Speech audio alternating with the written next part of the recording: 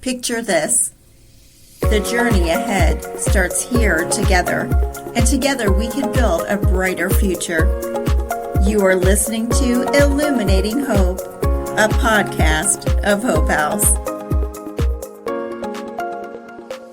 Welcome to Illuminating Hope. I'm your host, Tina Johnson, Community Partnership Manager here at Hope House, and I am here with my co-host, Marianne Matheny, CEO of Hope House, and together we want to give a warm welcome to Chris Katz from KMBC 9 News. From the South Central riots in Los Angeles to Hurricane Andrew in Louisiana to national political conventions, when it comes to big stories, KMBC 9 News anchor reporter Chris Katz has always found himself at the right place at the right time. Chris is also the 2004 recipient of the prestigious Barbara Potts Award from Hope House for raising community awareness about domestic violence in Kansas City. Chris is married to Dana Wright, co-host of Dana and Parks weekday afternoons on 98.1 FM KMBZ.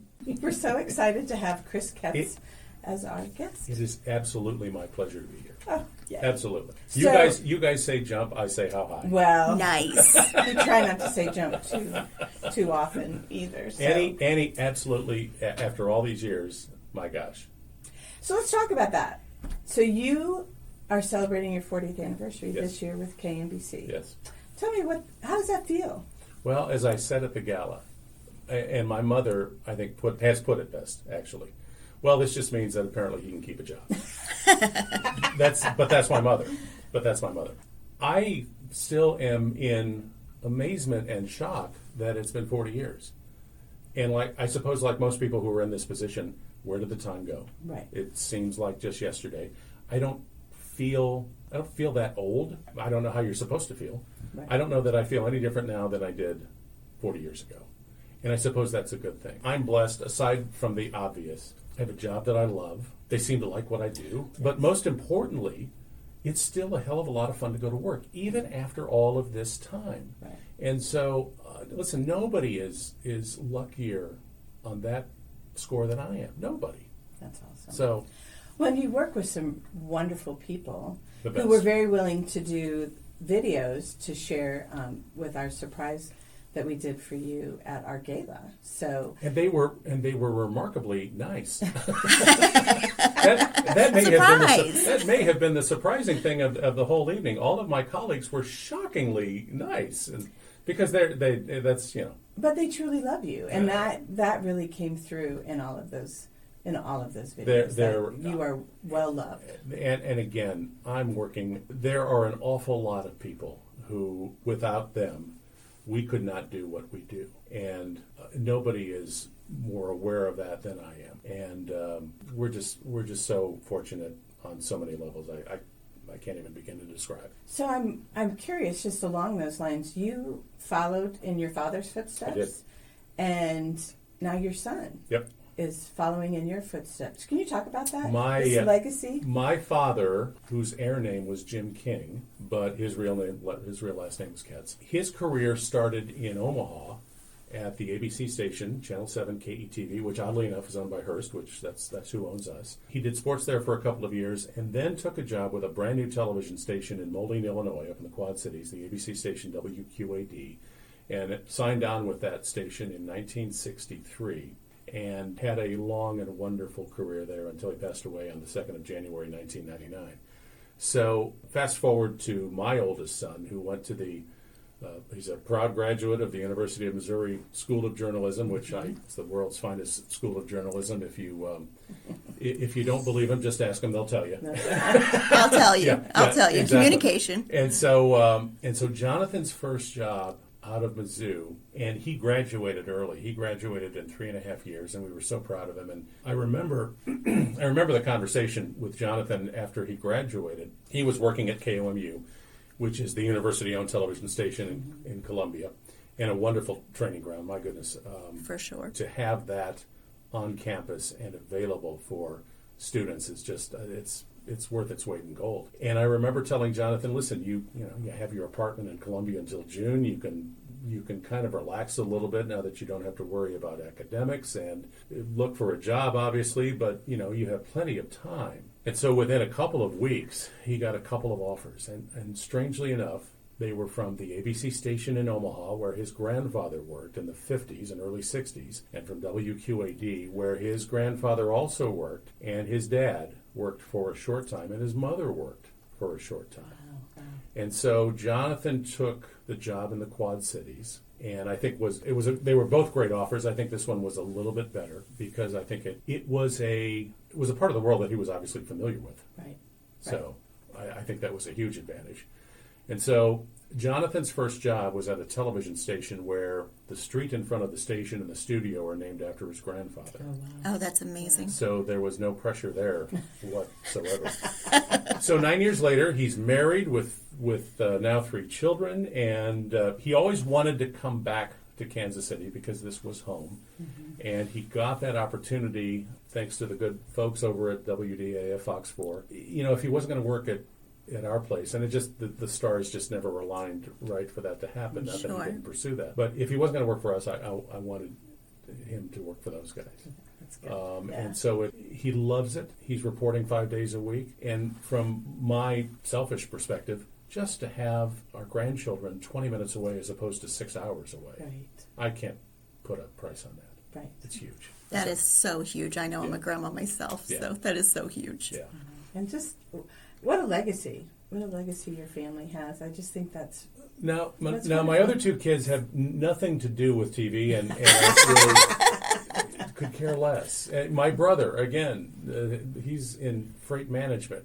Could care less about television. But for whatever reason, I got the bug, and obviously, I suppose, passed it along to Jonathan. So here we are. That's wonderful. That's amazing. So I guess the other question, I know Tina's got some questions too, but the one thing I was hoping we could talk about, I think there's a lot of parallels between what you do and what we do Mm-hmm. in terms of... I would respectfully disagree, but go ahead. Well, but looking at it from the perspective of the trauma perspective, I guess is what I'm looking at. So we have trauma every day because of the clients that Yep. we work with and just dealing with domestic violence.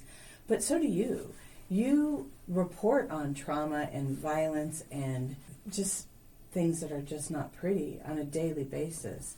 So how do you make sure that you take care of yourself, or how do you process some of those stories that you've had to do that have been particularly difficult? Well, let me first. I think there are 2 answers from me on what you just asked, and it's a great question. I would respectfully disagree, if for no other reason, because it's you people who are dealing with it firsthand, face to face. You are the guys who have to figure out answers for people who are in the worst positions of their lives and are facing literally life or death decisions. It's you guys who are doing that, which is why I'm such an enormously grateful that A, you're here, and B, that you're doing what you're doing every day. You guys are saving lives every day, every single day, and I tell people that all the time. And so I wouldn't put us in the same basket with you guys, because you're having to find answers on a one-on-one, personal, face-to-face level. Yes, it's important to report these stories because public awareness is crucial. No question about that. Absolutely. Yes. And so I'll grant you that.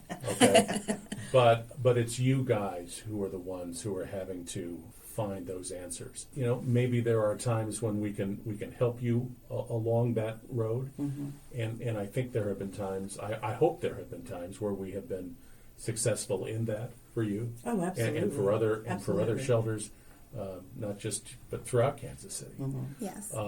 And to your second point about trauma and how to deal with it, I'll tell you something. The stories that you referred to for me as I've gotten older, as I've accumulated more years in my career, they're harder for me to get over. Mm-hmm. And I know my 6 and 10 o'clock co-anchor, Laura Moritz, who's only been at Channel 9 for, I think she's approaching 25 years. I remember when she was an intern for us way back in the day.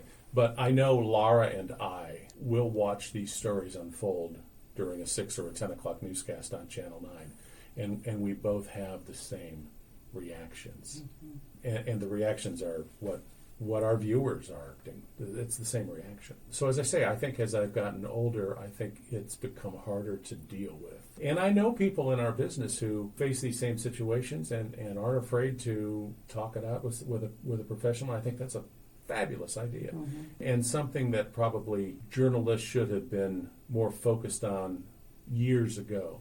I think there's a renewed awareness now within our industry of the kind of mental toll that the job takes on all of us. Right. And a lot of that changed, I think, post 9/11. But I think as an industry, we are far more aware of that mental cost and are taking steps to try to address it. As I say, I think this is something that we should have been doing decades ago. Yeah, I think as, just the number of reporters that I've done interviews with, and knowing that those reporters have also talked to family members or victims themselves, Sure. so they're getting that firsthand as well. And I don't know that we talk about it within our program and making sure that we can make sure our staff are getting what they need. We've got a self-care room at both of our locations where you had a difficult therapy session or you have a difficult hotline call. Take a break. Yeah. Come, just go and decompress and just, work, let that stuff kind of, work its way out of you. Otherwise, we're all just a bunch of walking around, Sure. in crisis. But I think about just the number of stories that you have had over the last 40 years. I remember, you'll appreciate this, and this goes back to the public awareness part of one of my answers. Barbara Potts, the former mayor of Independence, who, without her honor, I don't know that, we wouldn't be here. yeah, you wouldn't be here. Indeed. And oh my God, the stories that she could tell about those days in the beginning. But much earlier in my career at Channel 9, I remember getting a phone call from Barbara, and this goes to even how we on our side deal with stories like this. And it would be not uncommon years ago for a husband and wife to have an argument and it suddenly becomes physical, and now suddenly law enforcement is involved and the court process is involved. But we would typically get from any police department around here sort of a synopsis of what they feel as if had to happen, the facts in the case. And usually there was a phrase, domestic altercation, I believe it is what it was. And I remember one day, I'm sure the mayor was watching one of our newscasts, saw us saying that, and I remember, I'll never forget this conversation. Barbara called, and she said, "Chris, it's not a domestic altercation, that's domestic violence. And that's what it ought to be called." And there was a light that went off in my head at that moment, and you know what? You're right. And so ever since then, and it's been, gosh, I don't know, that conversation was probably 35 years ago. Yeah. I've always called it what it was. And that's something that we continue to try to educate the media about, because when I get a call that says, "Oh, there was a domestic disturbance," Or domestic, that's another phrase that I just cringe. right? Yes. And they're talking about a murder. Yeah. I'm like, no. Yeah. This was isn't violence. a disturbance. Yeah. This is not a disturbance. Somebody died. Yeah. Somebody was murdered. Let's call it what it is. Yeah. So that is really important, to use the words to describe what it actually is and what's happening. If I could just for a moment talk about Mayor Potts. She was such an incredible advocate for what it is that you were doing. She was so far ahead of her time. She was. Yeah. She was. Can you imagine? And only Barbara Potts, probably Lyle Weeks knows this too, but the people who were there in the beginning of Hope House, and the sort of, I can only imagine, this is early 80s, the political blowback that Barbara Potts must have got. I can only imagine. You want to do what? Yeah. You want to here? Oh no, we don't have that kind of a problem here. You got what? Why?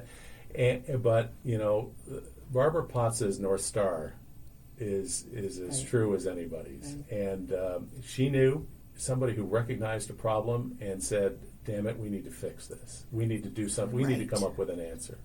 And she made it happen. And she made it happen. Yeah. And that may be the most incredible thing of all. Recognizing the problem back then, especially for someone in a high political position as the mayor, that's one thing.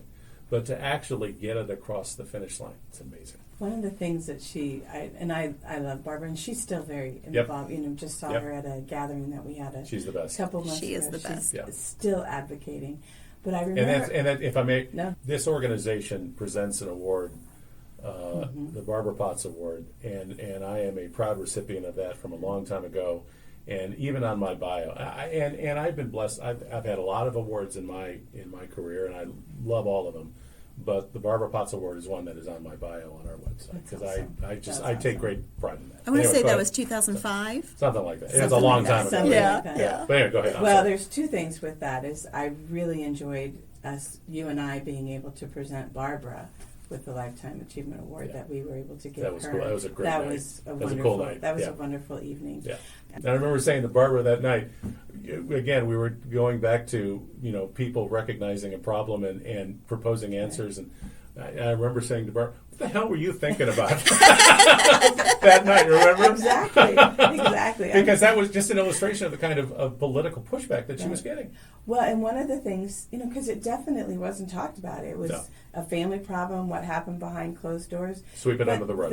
The feedback that she got, one of them was she said people would come to her and say, "Are you a feminist?" And Oh my I word! mean, with such disgust and such like, Yeah. "Oh my gosh!" Yeah. And she Yeah. would be like, Yeah. "Why, yes, I am. Yes, I am." So absolutely love Barbara, and you're absolutely right. We wouldn't be here without her vision and without her drive and being able to bring a group of people together. And Yeah. she's so humble.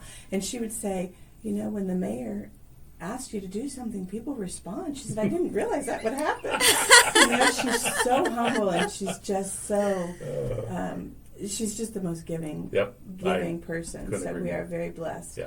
to have her. So Tina, I know you had some questions. Yeah, you I wanted- do. So, did you get involved with Hope House through Barbara's phone call then? No, it was earlier, and it was just through the normal course of reporting stories. I can't help but think back to those early days, when Hope House was found a house that was donated a little bit west of the square. I think it was on Truman Road, on if Truman I'm Road, not yeah. mistaken. It was. And going inside and talking to clients and seeing face to face for a young reporter who was very young on so many levels, but seeing the problem and seeing the work that Hope House was doing at the time, I thought this is pretty compelling stuff, clearly. And I found myself, I don't know how, but I continued to find myself reporting on these stories as the years went on. And then in my free time, I've been on your board. I've been on part of Capital Campaigns. I hope I've been an unofficial advisor Absolutely. from time Well, I call you and ask you, from time to what time. would you do here? And but I just think the work that you guys do and all of the shelters do in Kansas City, my goodness, is and I say it I have said it at more than one gala. Imagine for a moment that you have a loved one in your family who is facing this kind of situation, who's in this kind of crisis. And where would these people go if not for a place like Hope House? Think about that for a minute.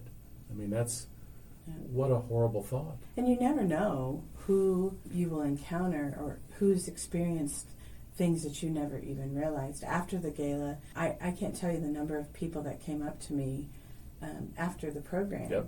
and said they had received Hope House services or they were a survivor. Just amazing number of people that came up to me. And the services, the level of help that an institution like Hope House is able to provide clients. Certainly what you guys do, what past President, CEO Sue Else did, 35, 40 years ago. The kinds of things that you are able to offer clients today is just amazing. I think I would just answer this before I turn it back over to you, but I think we have always tried to listen to the clients, and then our services are then in response to the needs that they have presented. Yeah. We meet them where they're at, no matter where they're at. I just think that's incredible. Yeah, it could be in the middle of addiction. It could be in the middle of different coping mechanisms, but we meet them definitely where they're at. So in the media, what are some positive and negative ways you've witnessed domestic violence through your 40 years? Well, thankfully, it's not something that I've witnessed on a personal level, thank God. But we've all seen stories and instances of it happening for us. Being a reporter, obviously, I think I probably see a lot more of it than your average person does. Yeah. And as I say, as I get older, these stories are harder to take for me. They're much harder to take. I take some solace in the fact that there are institutions, especially here in Kansas City, who are ready, willing, and able to help. And thank God they're there. Yeah, and we're evolving with new resources and programs every year. It seems like to meet a lot of need. And it's a fight for you guys, because listen, the demand for not just but private money, but certainly public money, Yes. is there are no guarantees of funding out there for you Right. guys. You're always having to fight those battles. It's hard enough meeting the needs of a client in crisis, whether it's DV or addiction or a myriad of issues that they come to you with. Trying to help those people out of the situations they're in is long and complicated and certainly hard. But in order to be able to do what you guys do, there has to be a dedicated and consistent source of funding. And again, the competition for those dollars, both public and private, I'm not sure it's ever been greater. I don't know that it has. I think that we continue to have to be creative in how we look at our services, how we present them, and where we go to get funding for them. Yeah. We do have some dedicated sources that we continue to receive, but it isn't a guarantee that we will continue Right. to receive them. I think going along with that, one of the things that's truly helpful to us in trying to bring awareness not only to domestic violence but to Hope House in order to continue to receive those dollars is that awareness that you help. You particularly as an individual anchor, reporter, but also just the media in general, that if we weren't able to share our news or share our information, then people don't know we're here. They don't know, especially if you've never had it in your family or you've never been exposed to it, you may not know what all we're able to do.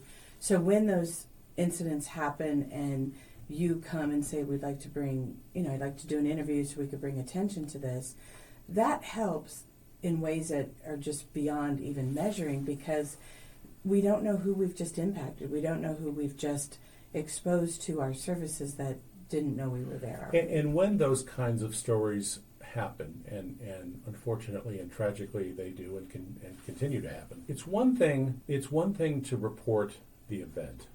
Okay, it's one thing to report what had happened, but I think now more than ever, I think our viewers are wanting more and are wanting to know, okay, what happens next? What are the sorts of challenges, legal, emotional, otherwise? What's ahead for these people who are in such a terrible situation? I think domestic violence, unfortunately, is one of those things where it's hard not to know someone who hasn't been affected by DV in one way or another, whether personally in their family, friends, whatever. It's unfortunately there's just so much of it out there that it's hard to find somebody who hasn't been affected. Right. But so I think there is part of this story. I think really resonates with the broader audience because they have a maybe somewhat limited, but they have a familiarity with it. But then it's incumbent upon us to, again, show what kind of resources are out there to help these people as they move forward. And then, I mean, if people are wondering, well, how did Chris, get associated with Hope House? Well, that's why. Seeing what it was that you guys do. And I think it's important information for the public to know that these kinds of resources out there, that these kinds of services are being offered, that for anyone who is in a situation that they're trying to get out of, that there are places and people to turn to for help. Mm-hmm. Hence why we do those stories. Which is very, very helpful. And there, hopefully a little bit of the education piece too, right. Because I think that what I've learned over the years is that understanding of domestic violence is not a given. People, in general, don't understand how it happens, why it happens. It continues to need to be addressed and brought so people understand it. It's complex. Exactly. It's a very complex situation, and it really needs to be explained. And I'm not sure, and you guys would have a far better handle on the answer to this question, I'm not sure it's getting any better. I'm not sure the numbers of these cases, I'm not sure that they're going down. I don't get a sense that they are. Now, I do think I do get a sense that there's so much more help available now than there was certainly 40 years ago. My goodness, and the sorts of services that you guys are offering and all of the shelters are offering right now is far greater than it used to be. And again, thank God for that. But the bottom line is it's still out there, and people are still doing this, and it's still happening. Yeah. Go ahead. Well, that's why we do a lot of prevention work, which is my piece. You know, I'll go out and speak to the Girls on Fire group that the Blue Springs Police Department puts on, and there was close to 300 girls that we spoke prevention to and empowered them, just letting them know they are the generation of prevention. And this is stuff that you never would have thought about doing 40 years ago. No. But now it's more important than ever. Absolutely. You've now helped the next generation to know, I don't have to put up with this. Absolutely. And there are places to turn to for help that will be there. Right. That's huge. And what a healthy relationship looks like, you know. And it's always a little frustrating for me is as often as we do stories like this, there's still so many people out there who find themselves in this situation and aren't sure what to do or where to turn, and they don't know. Right. I think there's a misconception too that in order to get help, that means you have to come into shelter or leave. Right. And that it couldn't be further from the truth. Right. You don't have to come into shelter. We have so many services for people who have never been in our shelter program. So I do think that's important that people understand that. And I think, I've said this so many times, but we will continue to have domestic violence in our society as long as we say it's okay. I mean, put up with it. If we're not, we as a society are not going to put our foot down and say this is unacceptable, it's going to continue to happen. Is it? I have to add, because I'm in the business of asking questions. Forgive me. No, I love it. I know I'm supposed to be the one answering. That's okay. But do you find it amazing that domestic violence shelters, and not just yours, but domestic violence shelters are now having to be in a position to answer so many other issues aside from DV? Yes. It's so complex. That's where so many things that are happening to people become roadblocks to being able to escape the violence. And so we spend a lot of time with clients working through those roadblocks to really be able to get them on a road free of violence. And it doesn't happen in a vacuum. You don't just okay, we'll fix this and then everything's good. Or leave the abusive situation and it's all free. No. That's when it gets worse. That's when it gets worse. That's when the stalking goes up and the level of violence increases dramatically at that time of leaving. So it isn't just oh, why doesn't she leave? Well, she does. She leaves all the time. He leaves all the time. And it doesn't stop because of that. And what's next for you guys? Look into your crystal ball 10 years down the road, 15 years down the road. Are there particular services that you wish you could be offering now that you hope to be offering in the future? How does your work change years from now? But I think the two things that we're focusing on right now, I would like to see us continue to grow. And one would be that what are the next steps after they've left, whether they are in shelter or maybe they can bypass shelter altogether because we have resources available around housing and around the ability to improve their economic situation. So post-COVID, we are maintaining our new approach of offering a triage. Basically, we can do hotel or the shelter, or we can really often help people get through some of those obstacles so they never have to come into shelter, but they can just need that extra help in getting that housing or maintaining their current housing. So I would like to see that increase. And then Tina's program, Tina has just started and is just getting this prevention underway, and I want our Speakers Bureau to grow and our ability to connect with the community and hopefully be able to reach thousands of kids and adults, because it's not, the kids are key to the future, that is for sure, but those kids are not operating alone either. They're operating within family, they're living within family, so it's the adults as well. And I would think that this is a message that is probably on some level easier to share than it might have been 40 years ago. Oh, indeed. I believe it is a lot easier to share. And one thing, if I was looking in the crystal ball on my part of the communication piece, it would be to take back that narrative, take back the what is domestic violence and be the authority on it so that Right. we're not talking about myths and what people believe that aren't true, so we can erase some of those so we can get down to business in rescuing survivors. And it's a battle well, it's a battle for you guys and for us when it comes to controlling the narrative. Right. And there's so much misinformation out there. Indeed. And trying to, if you're like us, it's almost a never-ending battle to try to make all of that right. And we can't get to all of it. And I wonder if you find yourselves looking at it in the same way. Well, all of the ways that you can communicate now that 40 years ago we weren't communicating through social media, through podcasts, through the internet, through all of that, you have to stay on top of all of that. And it's harder than ever. It is. Harder than ever. And the other It's piece, congested. Yeah. the other piece is that those are great ways to reach people, but those are all also ways to abuse people. Yeah. And so we continue to have to adjust and change in that regard too, because all of these things are open to abusers to taking advantage Exactly. as well. But so how do you change, when you're talking about internet access and blogs and people on Twitter, and I mean, it's so much that it is hard to really know whether or not we're making a difference in how we're reaching people and correcting the narrative. Mm-hmm. Absolutely. Okay, so I have a question for you. Sure. If you were not in the public spotlight, what do you think you'd want to be famous for? Well, And it can't be golf because Dana has got you on the golf spectrum. My wife has 3 holes in one. I was lucky enough to get my first on Easter Sunday. You're still too shy, though. And she reminds me of that on a fairly regular But congratulations on your Thank you. one. Thank you. That's awesome. Thank goodness I hit a good shot.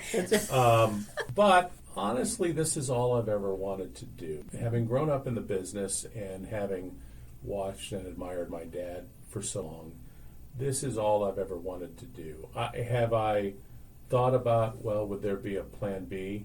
Yeah, but I don't know that there's a plan B that would fulfill me as much as what I'm doing now. And so, and again, I go back to what I said at the beginning of the podcast. It's still a hell of a lot of fun to go to work, even at my advanced age. It's still a hell of a lot of fun to go to work. And I, as I said before, I mean, nobody's luckier than I am. And I can't imagine not having the news on and having you right Well, there. Oh, I talking to can't. me. We I can't appreciate, even imagine. listen, in this diluted media environment that we're all existing in, we appreciate that more than you know. Well, you have made a tremendous impact on this community, and if you didn't already know that, I hope you can. Well, you can know that because everyone loves you. I don't know about that. Wow. But maybe, hopefully everybody here. Yeah, for sure. That's a given. But I appreciate that. Thank you. For sure. Well, if there's anything we'd want to leave you with is thank you so much for being a loud voice in the fight against domestic violence. Well, it does make our job easier. I'd want to turn that right back around to you guys and thank you for what you do, because you guys are where the rubber meets the road. it's been a wonderful partnership, and I know one that started before me. I've only been here 31 years. I know, so yeah. I know you're a relative kid around here. I get it. Yeah, I totally get it. Thank you. My pleasure.